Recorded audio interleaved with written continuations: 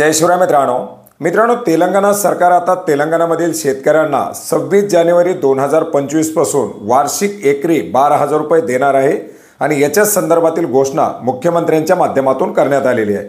मित्रांनो 2023च्या निवडणुकापूर्वी काँग्रेसच्या माध्यमातून जाहीर करण्यात आलेल्या घोषणापत्रामध्ये राज्यातील शेतकऱ्यांना वार्षिक 15,000 रुपये देण्याची घोषणा करण्यात आलेली होती। ऋतू भरोसा योजनेमध्ये बदल करणार असल्याची माहिती किंवा असल्याबाबतची घोषणा ही काँग्रेसच्या माध्यमातून करण्यात आलेली होती आणि पुढे सरकार बदल झाला आणि अखेर केलेल्या घोषणेप्रमाणे काँग्रेसच्या माध्यमातून आता तेलंगणा राज्यातील शेतकऱ्यांना एकरी 12,000 रुपयाचं अनुदान देण्याची घोषणा करण्यात आलेली आहे। मित्रांनो ऋतू भरोसा योजना ही तेलंगणा सरकारच्या माध्यमातून राबवली जाणारी अतिशय नाविन्यपूर्ण योजना देशभरातून या योजनेचं कौतुक होत आहे। शेतकऱ्यांना नैसर्गिक आपत्तीमुळे होणारा त्रास असेल, शेतकऱ्यांचं होणारं नुकसान, शेतकऱ्यांना बियाण्याची खरेदी, खताची खरेदी इत्यादी बाबीसाठी दिलासा मिळावा म्हणून ही ऋतू भरोसा योजना सुरू करण्यात आलेली होती। ज्या योजनेच्या अंतर्गत खरीपासाठी 5,000 आणि रब्बीसाठी 5,000 असे 2 टप्प्यामध्ये वार्षिक 10,000 रुपये दिले जात होते।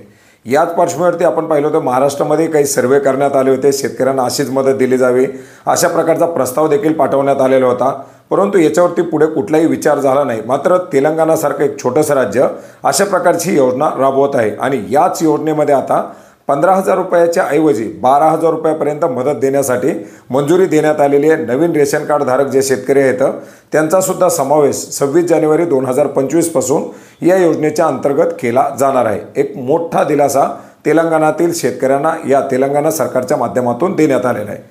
मित्रांनो तेलंगणापेक्षा अतिशय मोठं आणि समृद्ध राज्य म्हणून पाहिलं जातं महाराष्ट्राकडं।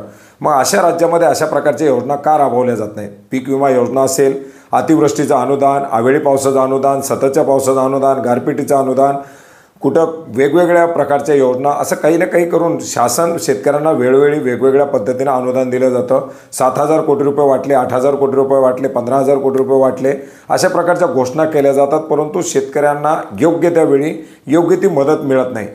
आपण पाहिलेलं आहे की शासनाच्या माध्यमातून नमो शेतकरी महासन्मान निधी योजना राबवली जाते, वार्षिक 6,000 रुपये दिले जात आहेत।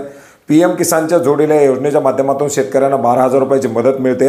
याच्यामध्ये वाढ केली जाणार असल्याची घोषणा शासनाच्या माध्यमातून केली गेलेली आहे, परंतु अशा प्रकारे टप्प्याटप्प्याने हे अनुदान देण्यापेक्षा खरीपाला आणि रबीला जर 2 हंगामाला अशा प्रकारची जर मदत केली तर तीसुद्धा शेतकऱ्यांना फायदेशीर ठरू शकते। आणि अशाच प्रकारचे काही प्रस्ताव, कारण आपण पाहिलं होतं की गेल्या काही दिवसापासून गेल्या काही वर्षापासून पीक विमा योजना बंद करावी किंवा अशा प्रकारे वेळोवेळी दिले जाणारे अतिवृष्टीचे किंवा जे काही नैसर्गिक आपत्तीचे अनुदानं बंद करून शेतकऱ्याला एकाच वेळेस मदत करावी अशा प्रकारच्या मागण्या मोठ्या प्रमाणात केल्या जात आहेत।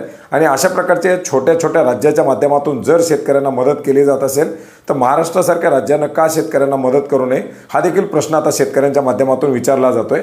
आणि याच पार्श्वभूमीवरती राज्य सरकारनं देखील येत्या बजेटमध्ये शेतकऱ्यांसाठी काही फायदेशीर असं पाऊल उचलावं हीच या ठिकाणी अपेक्षा केली जात आहे। मित्रांनो एक अतिशय महत्त्वाची अशी योजना आणि एक अतिशय महत्त्वाचा असा निर्णय तेलंगणा सरकारच्या माध्यमातून घेऊन शेतकरी वर्गाला एक दिलासा दिलेला आहे। असाच दिलासा आपल्या राज्यातील शेतकऱ्यांना सुद्धा मिळावा हीच आई भवानी चरणी प्रार्थना।